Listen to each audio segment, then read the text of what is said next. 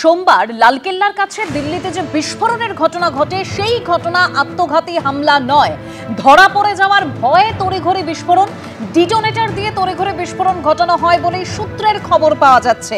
আর কি তথ্য রয়েছে আরো একবার আমরা বিস্তারিত জানবো আমাদের প্রতিনিধি পার্থপ্রতিম ঘোষের কাছ থেকে। পার্থ,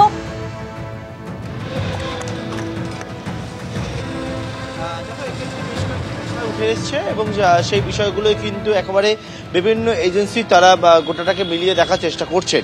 যেমন গত পরশু দিনকে যে সোমবার দিন সন্ধেবেলা যে ভয়াবহ বিস্ফোরণের ঘটনাটি ঘটে, সেই বিস্ফোরণের ঘটনার পরবর্তীকালে যে এইটা কি আত্মঘাতী হামলা বা ফিদায়ে হামলা অ্যাটাক করেছিল নাকি এর পিছনে অন্য কোনো বিষয় ছিল, সেই বিষয়টা নিয়ে ভাবার ছিল।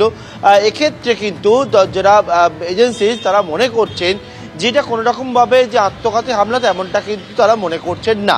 তারা মনে করছেন যে মূলত এই যে অভিযুক্ত চিকিৎসক সে হচ্ছে গাড়ি নিয়ে যখন পালাচ্ছিল, কেন পালাচ্ছিল, কারণ হচ্ছে ফরিদাবাদ যেটা হচ্ছে দিল্লি থেকে প্রায় 35 কিলোমিটার দূরত্বে, সেই ফরিদাবাদে যখন এই রকম বিস্ফোরক উদ্ধার হয়, সেই বিস্ফোরক উদ্ধার হওয়ার পর ফরিদাবাদ থেকে কিন্তু গাড়ি নিয়ে পালাতে শুরু করে এবং গাড়ি নিয়ে যখন পালাতে শুরু করে ওমর এবং চার পরবর্তীকালে এই হুন্ডাই i20 গাড়িটা নিয়ে যখন দিল্লিতে এসে পৌঁছায়, দিল্লি থেকে কোন জায়গায় সে গাড়ি নিয়ে যাবে সেটাই মনে করছে এবং সেইটা যেতে গিয়ে একেবারে লালকেল্লার যে মূল গেট এবং সেই গেটের সামনে এই বিস্ফোরণের ঘটনাটি ঘটে। কিন্তু আত্মঘাতী হামলা নয় কেন, কারণ যেটা তারা মনে করছেন একেবারে প্রাথমিক পর্যায়ে, কারণ এক্ষেত্রে জৈশ-ই মোহাম্মদ বা জেইএম এই সমস্ত যে টেররিস্ট নেটওয়ার্ক রয়েছে, যে মডিউল রয়েছে, তারা যেরকমভাবে এই অপারেশনগুলো চালায়, এক্ষেত্রে যদি সে আত্মঘাতী হামলা করতে চাইতো তাহলে তার ভয়াবহতা তীব্রতা সেটা কিন্তু আরও ইম্প্যাক্ট আরও বেশি হতো বলে তারা মনে করছেন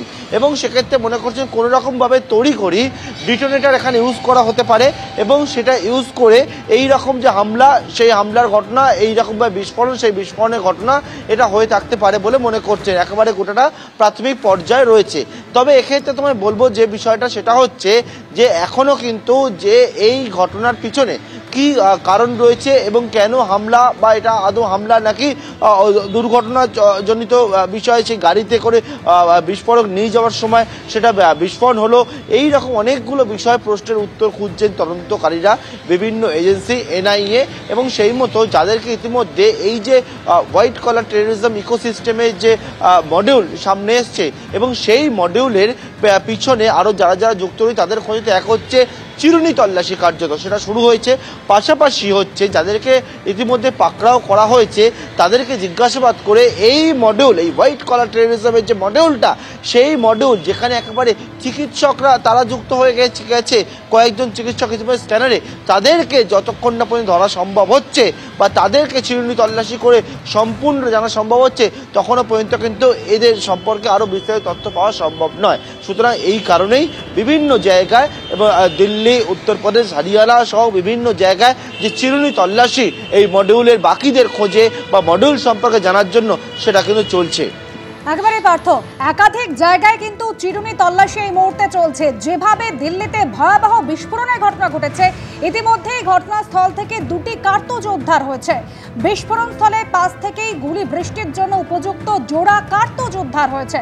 আমাদের প্রতিনিধি পার্থপ্রতিম ঘোষ সরাসরি রয়েছেন আমাদের সঙ্গে। পার্থপ্রতিম, একই সঙ্গে 42 ধরনের নমুনা সংগ্রহ করা হয়েছে।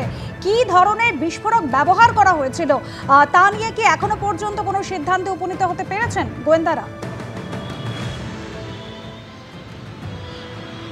দেখো, তুমি জানো যে গত পরশুদিন রাত্রিবেলা প্রথমেই যখন এই বিস্ফোরণের ঘটনাটি ঘটে, সোমবার সন্ধ্যেবেলার পরেই ঘটনাস্থলে এসে পৌঁছায় ফরেন্সিক টিমের আধিকারিকরা।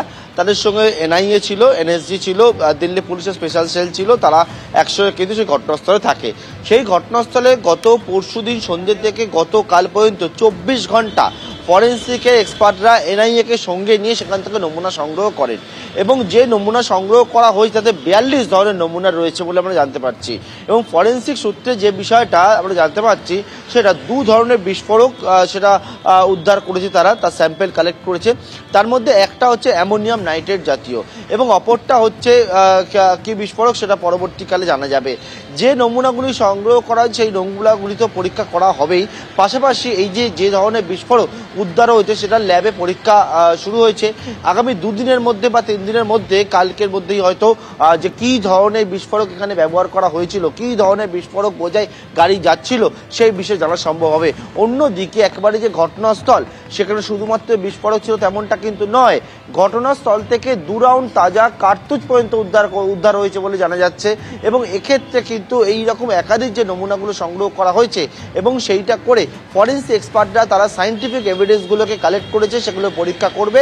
একদিকে যেমন পাশাপাশি হচ্ছে যারা এনআইএ তদন্তকারী সংস্থা, তারা কিন্তু জোর কদমে এই গোটা ঘটনা তদন্ত করছে এবং সেই সবটার সঙ্গে তারা যে তথ্য প্রমাণ পাচ্ছে তার সঙ্গে সায়েন্টিফিক এভিডেন্সগুলোকে সবটাই কিন্তু মিলিয়ে দেখার কাজ সেটা হচ্ছে।